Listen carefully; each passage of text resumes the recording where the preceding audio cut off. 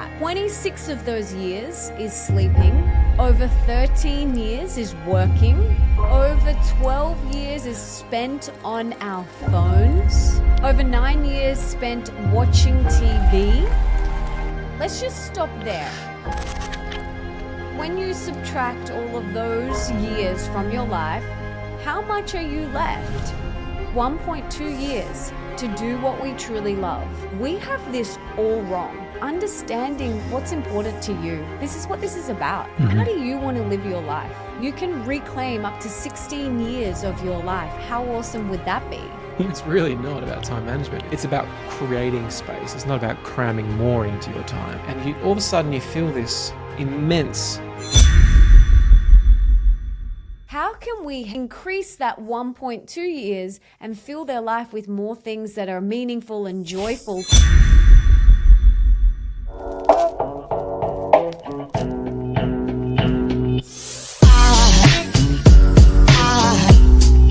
Aside from my soul.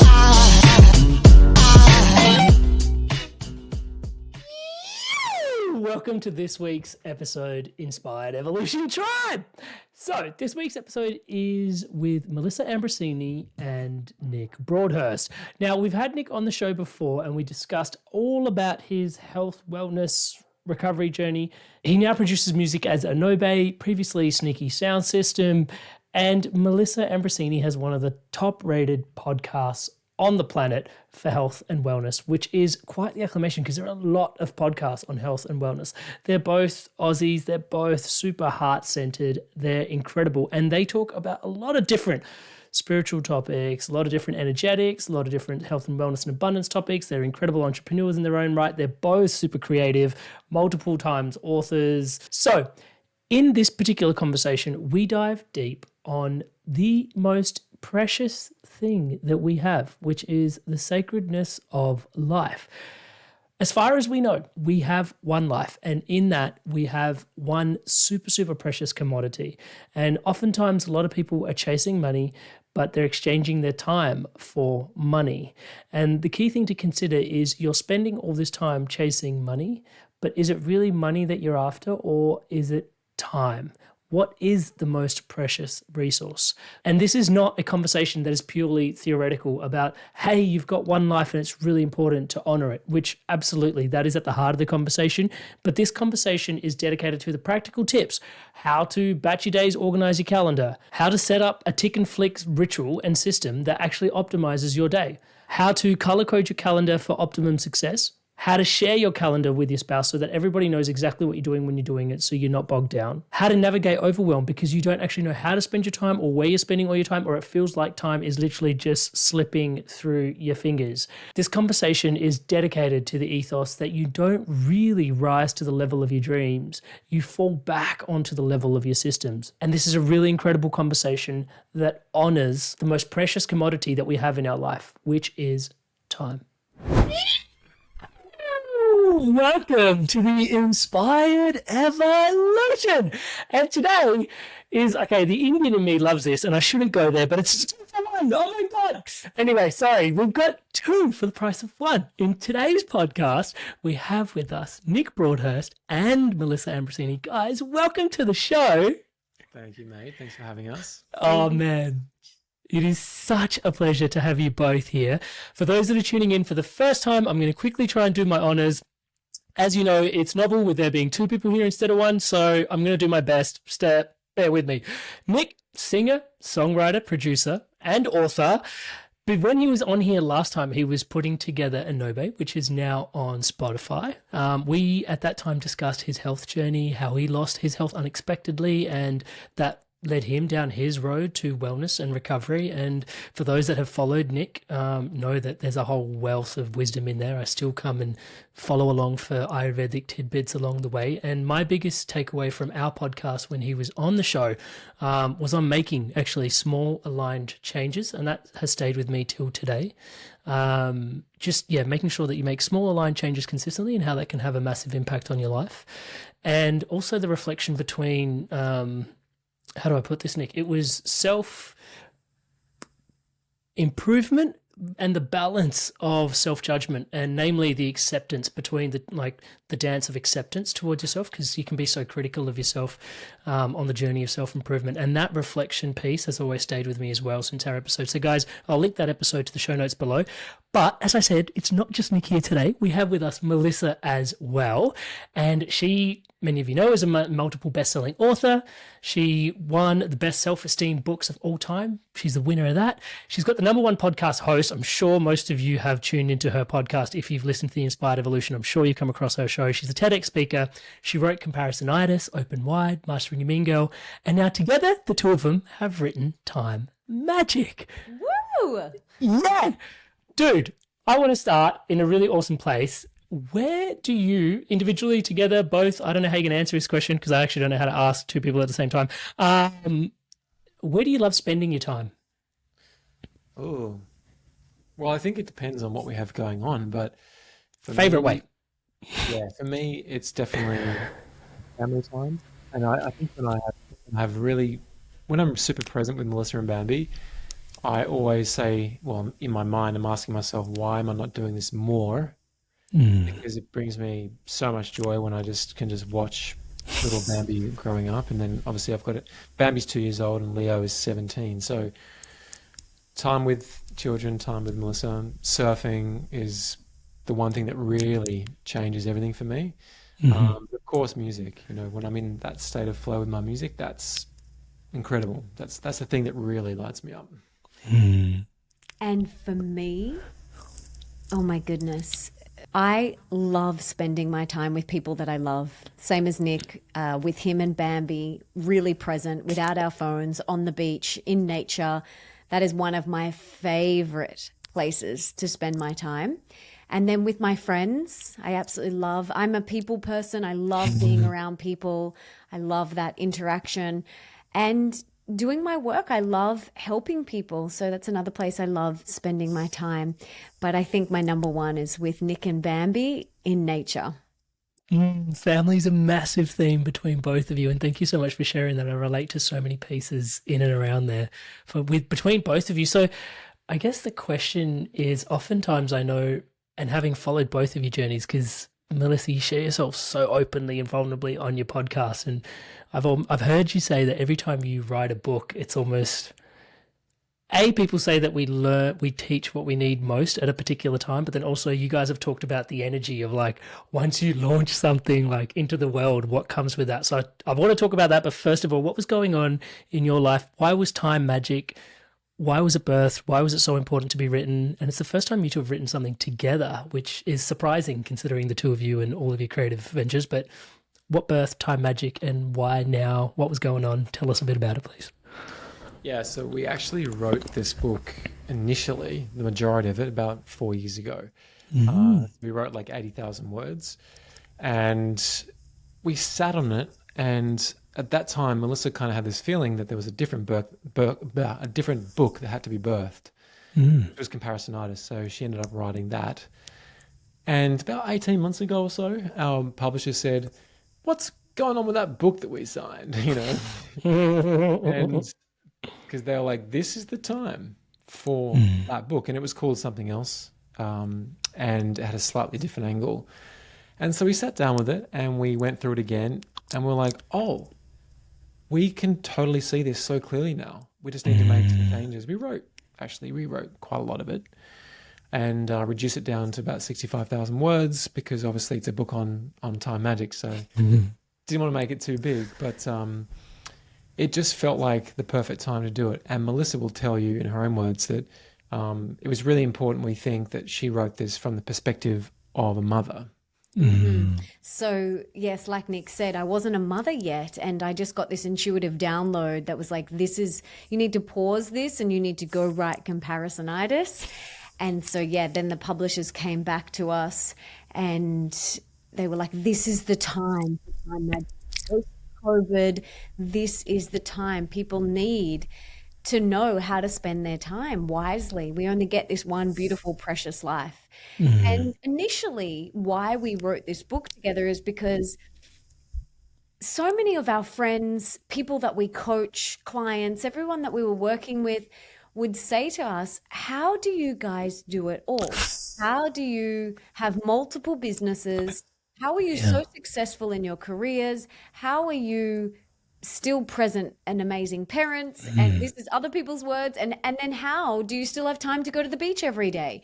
And we would scratch our head and think like, don't you just know how to do these things? Like, don't you just know about tick or flick or priority planning or the power of joint calendars or things? And like all of these things we would say to people, and they're like, no, we don't know. Can you teach us? And so, and they would say, can you write a book about it? And so we literally wrote a book about how we optimize our life to create the life of our dreams. So the book is broken up into different sections. And the first section is a little bit of a smack in the face, and it shows you where you're spending your time. I don't want to go there. Yeah. Tell us. It's pretty wild. Like we spend, well, the average person, I wanted to say first, lives till around 79 years. So let's go off that, right?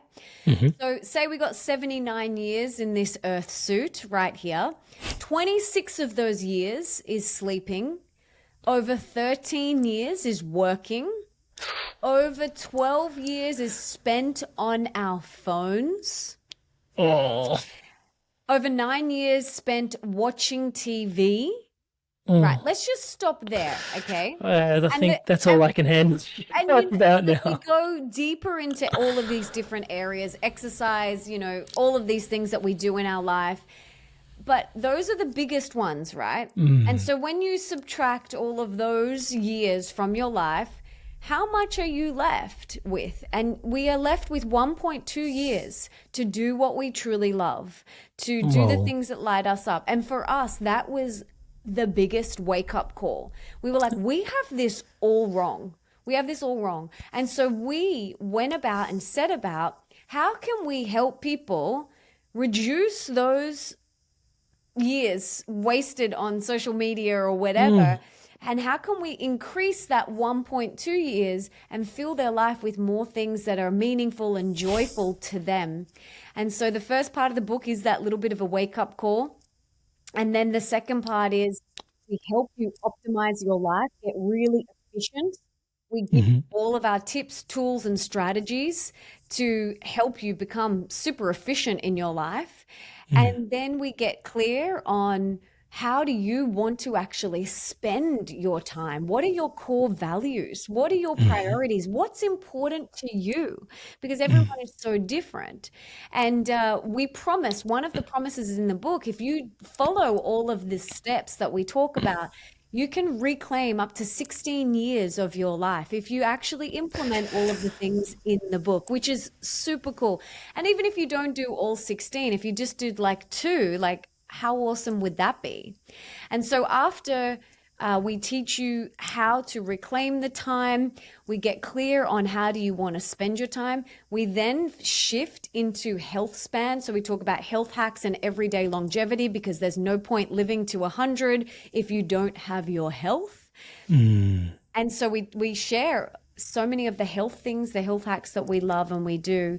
And it really is a book for everyone who wants to make the most of this one beautiful, precious life that we've been gifted. I love how you've gone away and done the research on auditing how much time we spend. And I would hate to say even just how much time we waste. One of the most profound rejection letters I've actually ever had as part of the Inspired Evolution podcast was, and talk about rejection, but I emailed Warren Buffett's team and I was like, hey, can we get a podcast with Warren Buffett? And their response was along the lines of, hey, Buffett's got the average person lives this many years, similar to how you described, and he's based on that, he's got this many minutes worth of productive time left. And at the moment, he's just really prioritizing his stuff. And at the moment, doing interviews with people is not a priority. And it was just like, wow, this guy's really just, even like when your rejection can teach someone a lesson, I was like, man, like I got so much from that, even as much as I get from an average podcast, right? Just the way that he navigated that. And time is such a precious commodity that, we don't really think about it that way until we Well, even just that reflection, like until we start to get older, right? Like I noticed even for myself, it wasn't until I started becoming a parent, and like you said, the book was birthed after you became a parent, that we start to really have all these push and pulls and demands of our time. Because I sometimes say that as a parent, before becoming a parent, my life was 80% about myself and 20% about everything else.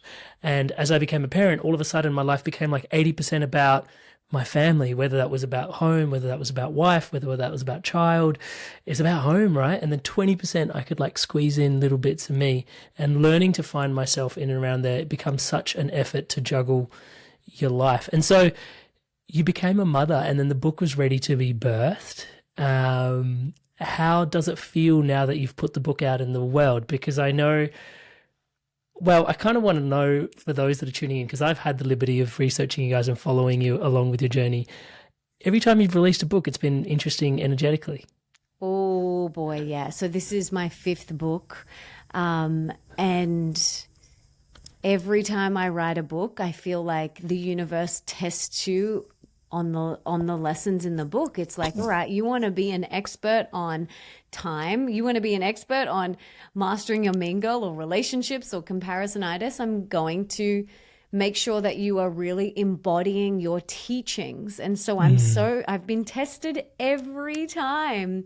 And this book was no excuse. It did the same thing. As we were launching Time Magic, I felt the most stretched thin I have ever felt in my entire life. And yes, I was just like having to really pull on everything that we talk about in the book. Nick was rereading the book at nighttime because he's like, we need all the tools, like we need to sharpen up on all of the tools. And so yeah, it's a beautiful thing, I think, that the universe does to you when you write a book. So, and I totally relate to what Warren Buffett said to you, because for 2 years, I have declined probably maybe 100 podcast interviews. And I have said the same thing. Thank you so much for wanting to have me on the podcast. But my priority is my daughter. She is my number one priority. And doing interviews there's just not space in my day at this season in my life.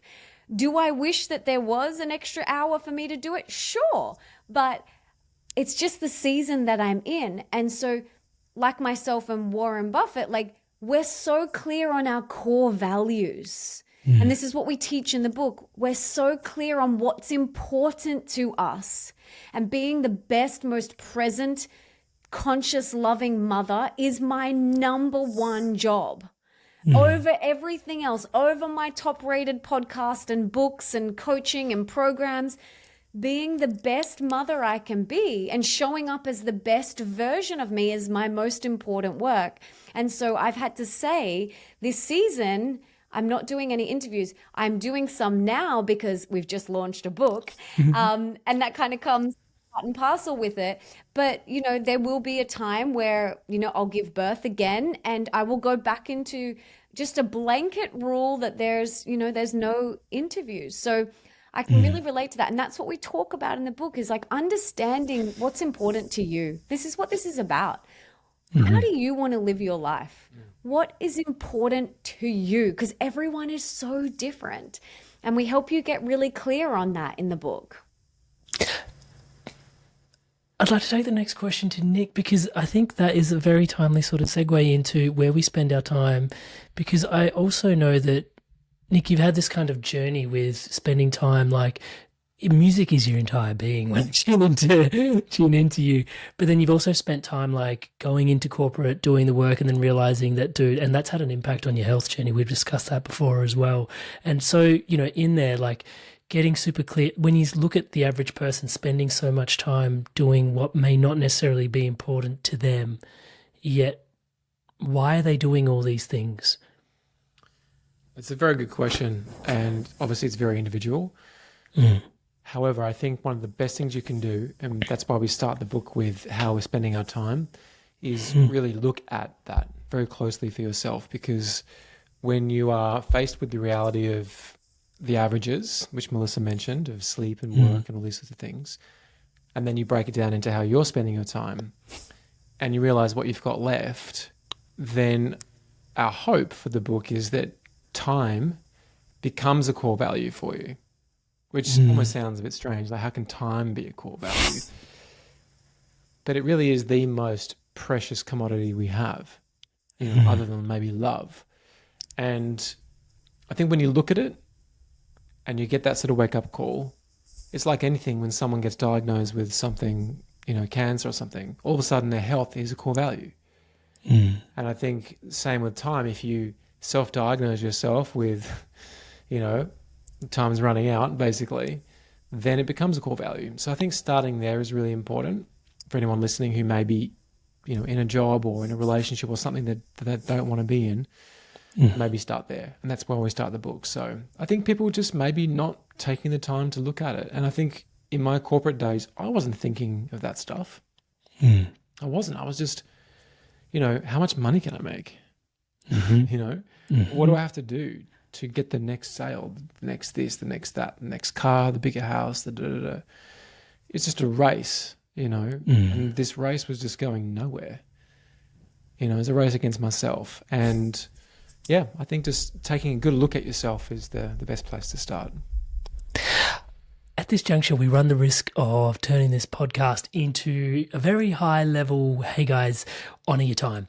But I also know the nature of the book is quite practical. You have retired from email, Nick. What the actual? Melissa, you get down to inbox 0 on the reg. Like, can you help me with that? How do you, where do we begin? Book is super practical. How did you guys do this?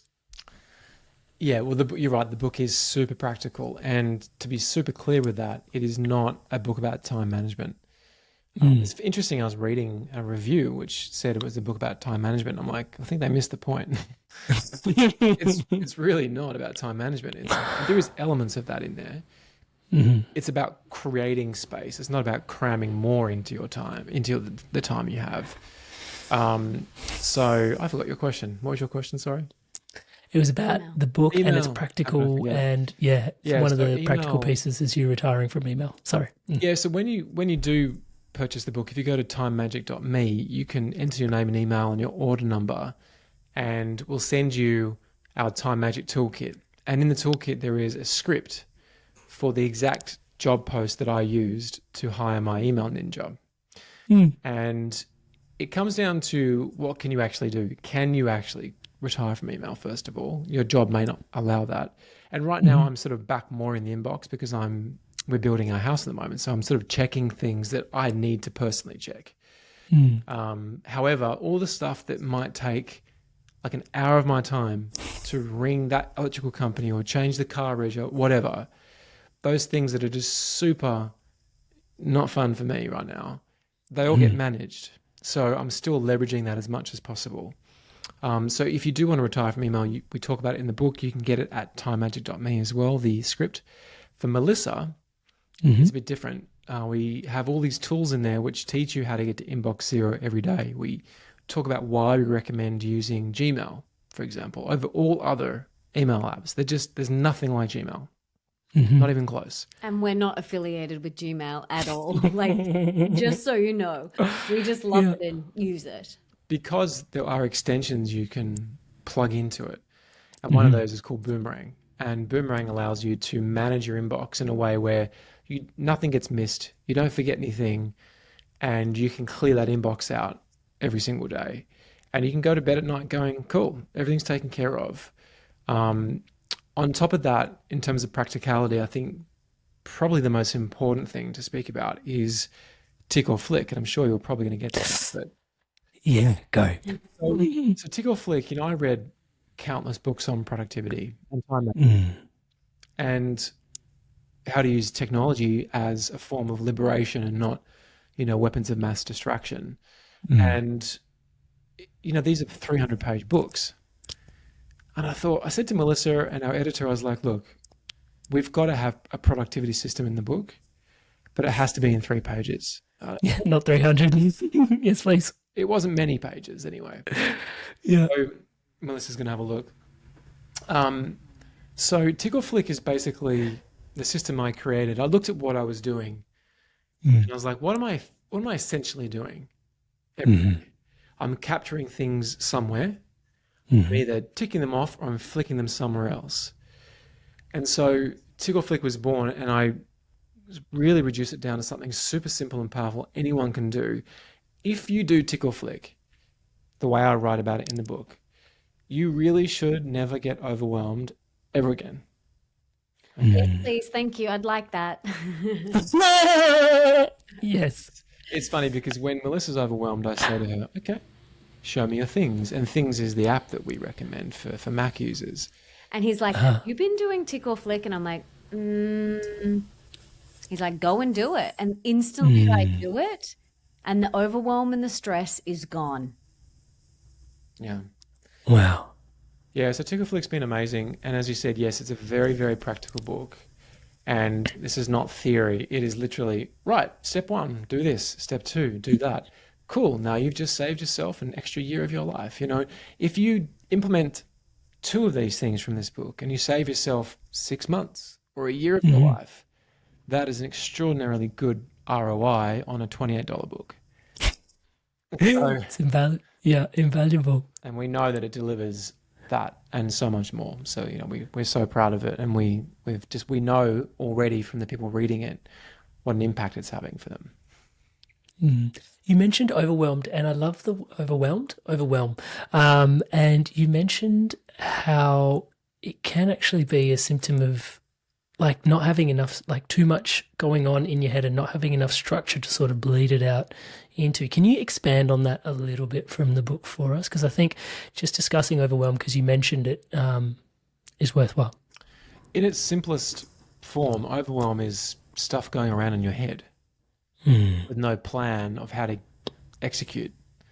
Mhm. So the purpose of Tickle Flick is how to capture every single thought, every to-do list that you're running in your brain, and get it out and into a system. So when you go to bed at night, you may not have actioned some of those things, but you know they're captured. And when you do your daily dump, sounds like Mm. a bowel movement, but when you do your daily dump, you Yeah. sit down and you just go, right, what's on my mind? Brrr, and you chuck it all in your inbox. The inbox is a part of the app, Hmm. and it's gone. It's out of your head. It's completely free. And you all of a sudden you feel this immense weight lift.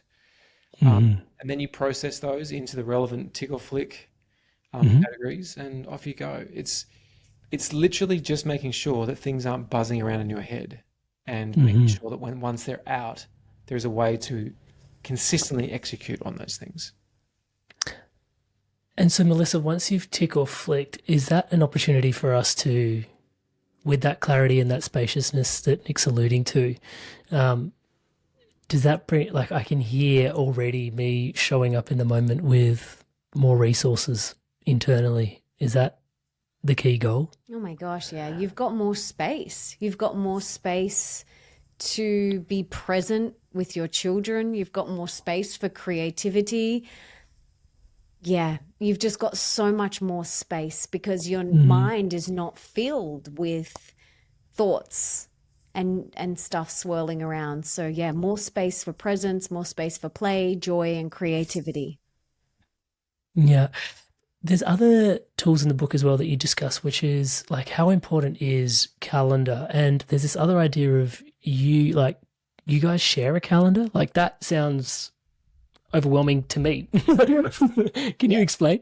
Well, let me tell you how it's not overwhelming. So Yeah. we have a joint calendar and we have one. Okay, so let me explain. I have one, he has one, and then we have a joint one. So they're different colors, they're different color coded. Mine's pink, his blue, and anything that is for both of us, like this interview, which involved both of us, is in yellow.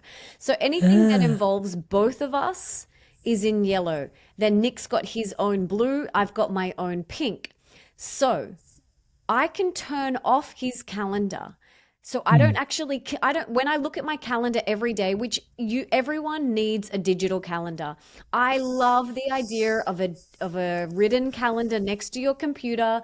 I love that it's pretty and it's pink or whatever. I love that. However, it's overwhelming because things are always changing. You're crossing things out, moving things around. It's like overwhelm central. So having a digital calendar allows everything to stay neat and tidy and clean because you can constantly update things. You can invite people to the calendar so that you don't miss meetings. You can send links, you can send documents. It's just so much more time efficient. Nick and I never ever have to have a conversation about, are you free on Friday at 3 to have Bambi so I can go do this? I never have to ask him that.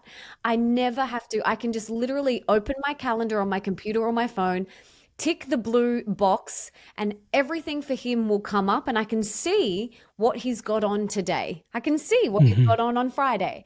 And so I can go, cool, let me book that in there. Let me do this. Let me move that around. It's just so much more efficient. We never have to have back and forth conversations about availability. Also, this is great for our team as well. My team never have to ask me if I can do a podcast interview on this date. They just open my calendar and they can see if I'm available or not. Also really important for you and for your own accountability to schedule in your meditation, your workouts, your self-love time, your self-care, like all of these things. It's very important.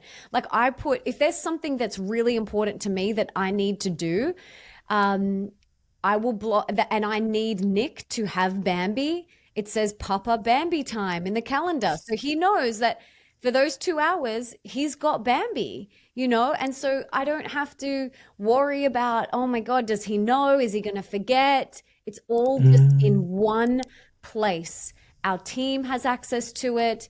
We both have access to each other's. It's just so much more efficient. And yeah, you can send calendar invites so people don't forget. You can send documents and things like that in there as well, instructions. You can put the address for something in there. It's just super efficient and you will save a lot of time on back and forth emails and organization. And all those conversations. I don't want to do that. I want to do that. When can we do that? Judging. Oh, dude, I know those conversations so well. Seeking practical advice for potentially only one person might be listening to this podcast in a relationship of two. And maybe one person's has a greater propensity for organization. How does one person bring the other person along on the journey? Any advice, any tips for that? Would you like to share? Yeah, honestly, I think with anything that is happening in your life where one person's more inclined to one thing than the other, the only thing you can really do, is lead by example. Because there's really nothing worse than your partner trying to tell you what to do. In fact, yesterday I said to Melissa, can we have a day where we don't tell each other what to do, please? And sometimes we need that little reminder and you're like, oh yeah, like you just sometimes slip into this like constantly telling each other and it's not fun for either of you. And then we go where we don't and it's so much better. So much better. So just leading by example. And when one partner would see the other person just like kicking goals in life and just organized and doing its thing and the other person's overwhelmed, they're more likely to come and say, hey, I noticed that you use this app or your calendar or whatever. Can you show me how to do that? And that's exactly what I did with Nick. I'm like, can you please teach me tick or flick? Can you please teach me how to use things efficiently? Like he taught me a lot of this stuff. Can you teach me about 1Password? Like when we got together, I was one of those people who had passwords spreadsheet. And then I had passwords written on the back of napkins and pieces of paper all over my house, and he babe, I can help you with this. And so seeing how he lived and how calm he was and not overwhelmed was very inspiring for me. And I was like, teach me everything you know. How do I do it? And so, yeah, that's how it was for me. Just being inspired by the way that he moved through his personal life and business life. I wanted some of that. Yeah, without going into the layers of obsession, removed from that nth degree, I guess, organization and Zen go quite, like peace of mind, go quite well hand in hand with one another, right? Well, discipline is freedom. Care to expand? And organization is freedom. Discipline, organization, these, when you are not disciplined, when you are not organized, it's just a lot more conducive to overwhelm and to stress. And so, yeah, for me, he'll just look at me and go, show me your organization right now. Show me your tickle flick and let me help you. But yeah, it's freedom. I think as well, it's important to say that every single person has a different constitution. We're all made up differently. So for me personally, because of that creative, which is the vata in Ayurveda, that creative side, if I don't have some sort of system, it just falls apart. Because I'm more likely to go and chase a gazillion different things at once. That's just my nature. I love to be launching a gazillion things. And, too many, and it's actually a blessing and a curse. Just because you can do it doesn't mean you should, right? And so I do need a system. And Melissa's less dependent upon a system, but we all need some sort of system. So it can fall apart for me a bit quicker than it would for Melissa. And this is kind of a result of, obviously, his constitution. He's a Vata. I am more of a Pitta. In human design, he is a manifesting generator and I'm a generator. So just looking at that, he's a manifesting generator Vata. They want to do 50,000 things. They have their fingers in 50,000 pies. They want to do it all. And they're good at it all, which is a blessing and a curse. Whereas a Pitta and a generator, you're like, give me a task and I will go for that task and I will tick that task off in the most efficient and time effective way. And then I'll move on to the next task. So knowing this about each other has also been super helpful for the way that we work. And, for so long, when we first got together, I'm like, why can't you just do one thing at a time? Like, I don't understand. And then I understood more about the different Ayurvedic body types and human design and astrology. And I was like, oh, this is actually part of who he is. And it's one of his gifts. And so we've now leveraged that a lot off each other. And, we just even understanding that and knowing that about each other is really helpful.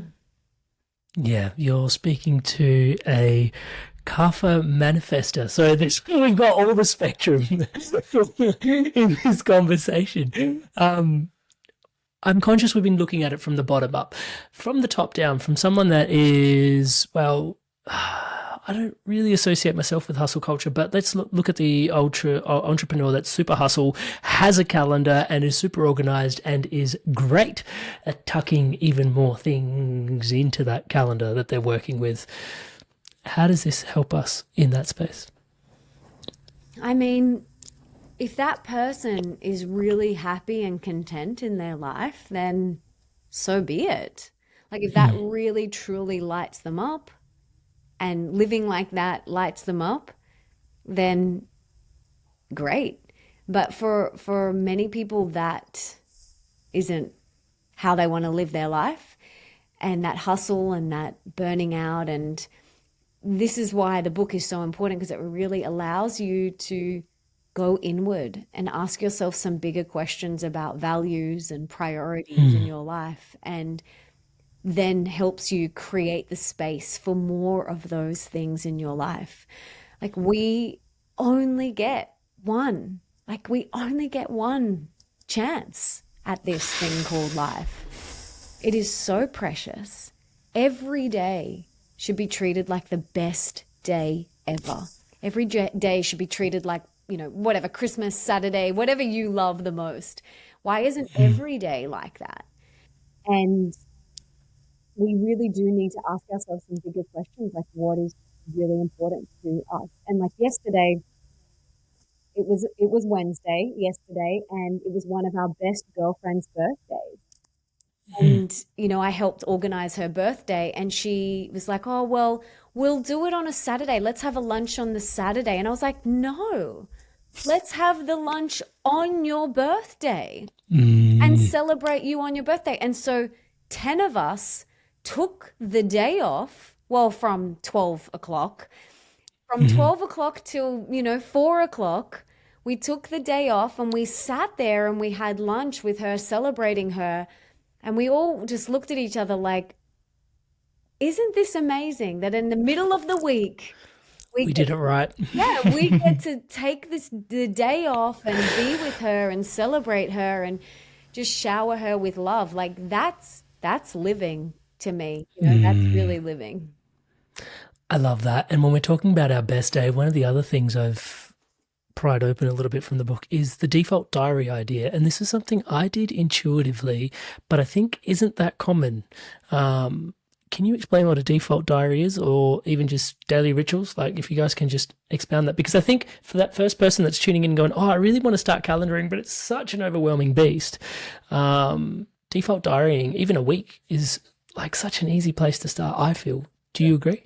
It is. It's something it's the term which our business coach taught us, Bruce Campbell, and it's a game changer. Now, to be clear, you don't want to be putting things in your calendar that are things that need to be done, like not a task. Like, what would you give an example? I had to get some nose. I sleep with like these nose strips when I'm breathing. Oh, yep. When I'm sleeping, sorry. And I don't snore or anything. I just know that I get a better sleep when I have clear passages. So that I knew I had to get them, but it's not in my calendar. It's in my things, right? As something. It's actually now another app called Paprika, which is a shopping app we use. And again, it's collaborative. So like if I'm out and about, I'm like, oh, I'm at the chemist. I know what she needs because it's in the app. I don't have to ring her and ask her. I just save myself, 2 minutes. It all adds up, right? So default diary really is, if you look at my day, for example, I do default diary a lot of stuff. So 5 till 6 is rolling, meditation, stretching, right? 6 till 7 is, depending on the day, it might be intimate time with Melissa, or it could be a workout, or it could be a hyperbaric chamber. So it depends on the day. But basically, before 7 is self-love time. And it's in there. It says that in my calendar. I don't have anything in the calendar because I know that I'm having breakfast with Bambi and with Melissa and Leo when he's here. 8 till 11:30, it just says music. So it's blocked out, so no one can book a meeting on Calendly in that time because that's my music time.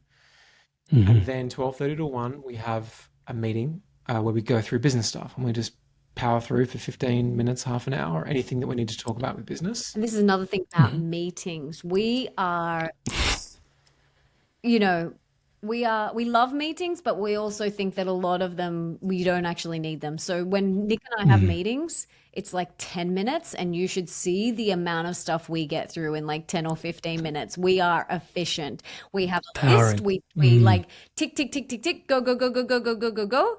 Without the fluffiness and the bells and the whistles, it's just like, let's just do this. And so that's really important too. Like, do you want to spend your life in meetings?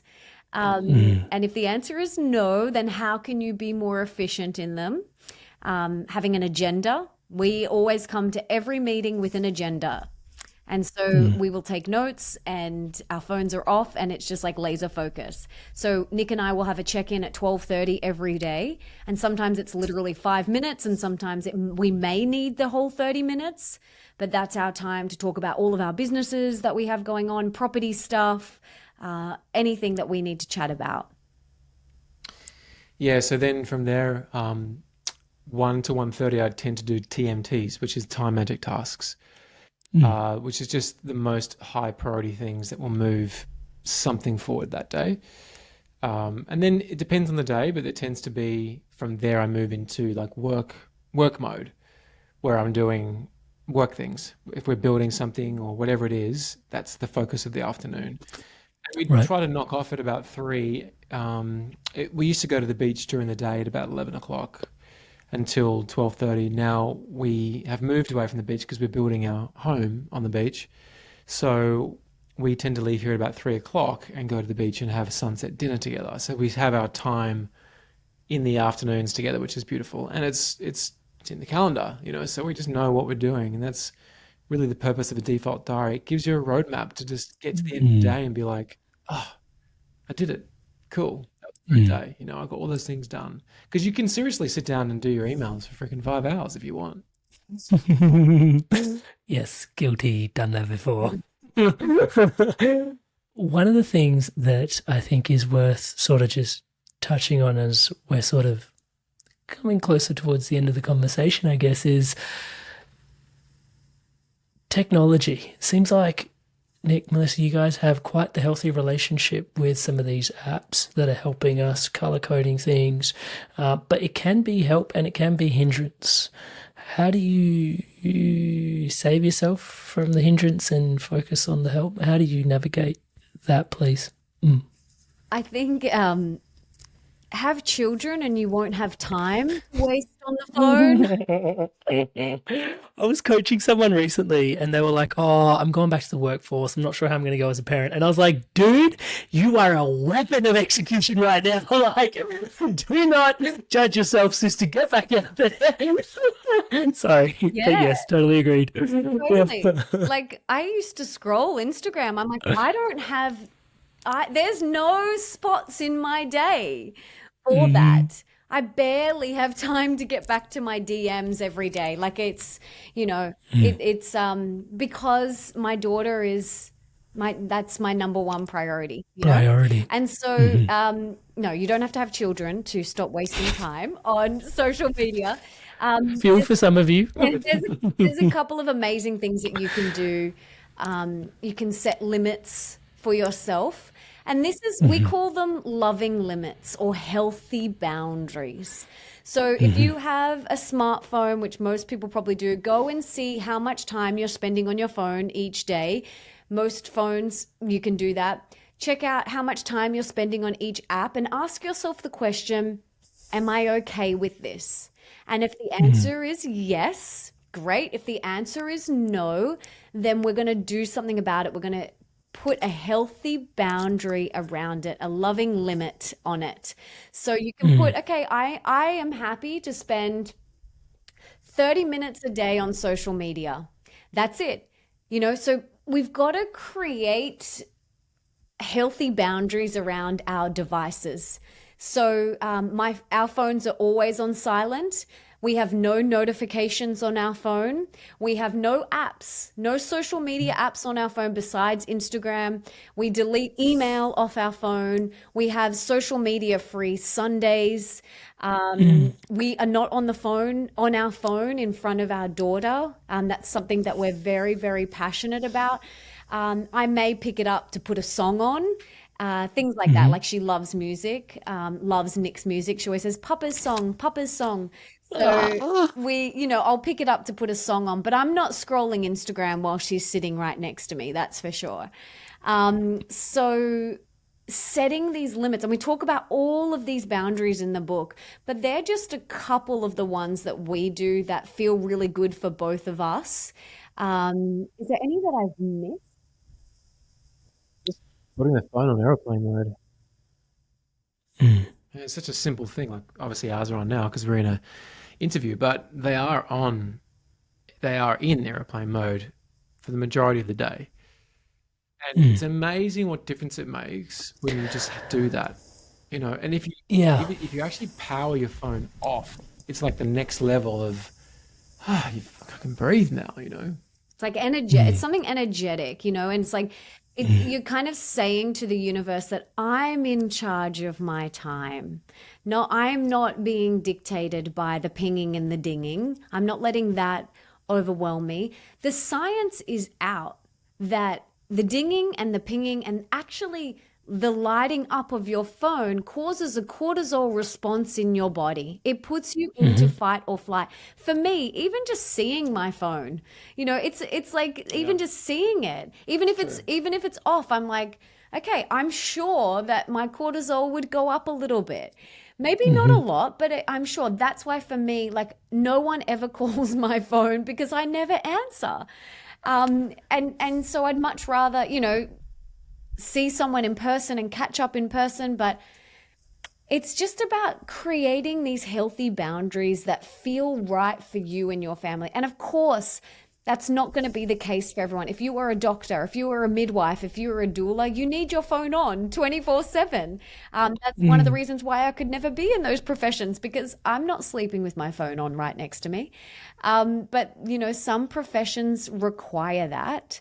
And if that's you, just still create some times and pockets in your day or times in your week where you can switch that around and really fill yourself up, because, like Nick always says, they're weapons of mass distraction, and we need to allow them to work for us and not feel like we are being sucked into the phone or the digital vortex.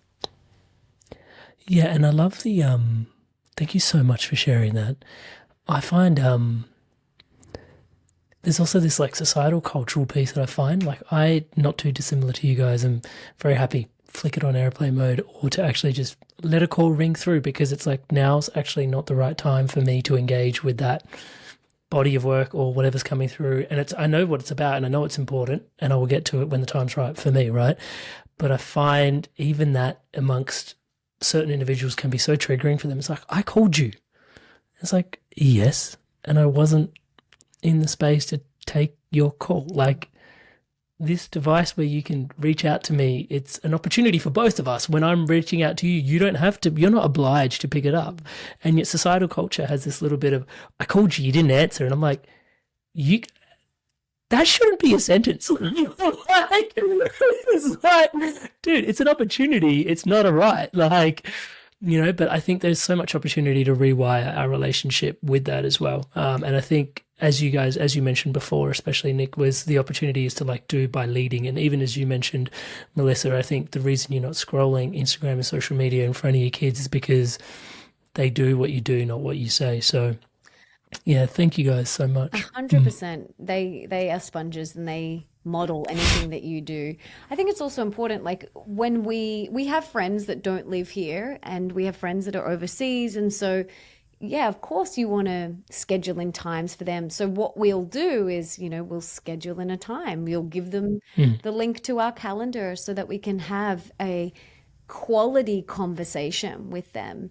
And, does this time work for you? Does this time, we have that conversation. So you're not just like interrupting someone's workflow. You have created the space to have that conversation. One of Nick's best friends lives overseas, so they'll regularly have like hour conversation, not regularly, maybe like once a month, an hour-long bro conversation. Drop in. And they're just there. They're just fully present with each other, and it's really beautiful. So yeah, I think you can still have conversations with people and just schedule it in, Well, I truly hope this conversation is sparking some interest for people to just honour their time better. The big takeaway I'm hearing from both of you is that we don't rise to the level of our dreams. We actually fall to the levels of our systems, and an opportunity to get super tight into our systems. The book is available where for us if we wanted to go check it out, please? You can head to timemagic.me, which has all the links to Amazon and all the different places around the world where you can get it. But it's basically available everywhere. Yeah.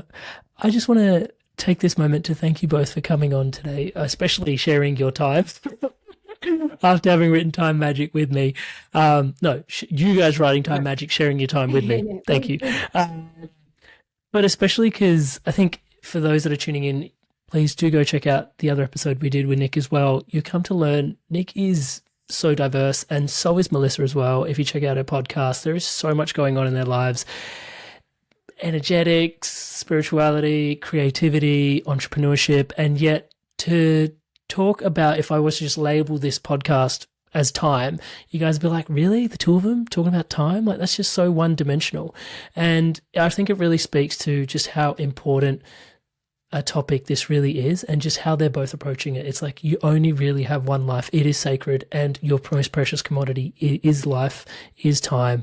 Choose wisely, spend it wisely. And I just want to thank you both for taking the time to write the book and taking the time to be here. But also, it's a lifetime's worth of work that you two do that informs this conversation. So just thank you so much for being here with us today. Thank you so much. Inspired Evolution Tribe and audience, thank you so much for tuning in to another episode. I do have a humble request before we dive in without too much further ado, but at the moment, only 6% of you that are watching this video have subscribed to the channel. Only 6%. That means 94% of you have made your way to this video and you're watching it, but haven't had the chance to subscribe. I just want to ask you, if you could take a quick moment, please do hit subscribe. It makes a massive difference. As the profile of the channel grows, it enables us to attract guests like Melissa and Nick and really champion their work in a whole different way. The bigger the platform, the further their message goes. And it becomes really important when you start to consider just the vibe that we are trying to build with Good News Media. We're really trying to put out positivity out into the world and really make a difference from a positive angle. And so your subscription, you taking 2 seconds to do that, grows the profile of the platform. It lets the algorithm-y thing, whatever that thing is, what it does, God knows. But some of us do know the bigger the platform, the greater the reach episodes like this will get. And it makes a massive difference. Thank you so much for taking the time to do this. Really, really, really appreciate you. Lots of love. Guys, thank you so much for tuning all the way in to the end of another episode of the Inspired Evolution. If you enjoyed this conversation with Melissa and Nick, this is the very next best video to watch. With Nick, we dive in deep on his health and wellness journey. He's an incredibly insightful brother, and he has so much to share on his journey of overcoming depression and how he navigated his health challenges to where he is today. Check it out now.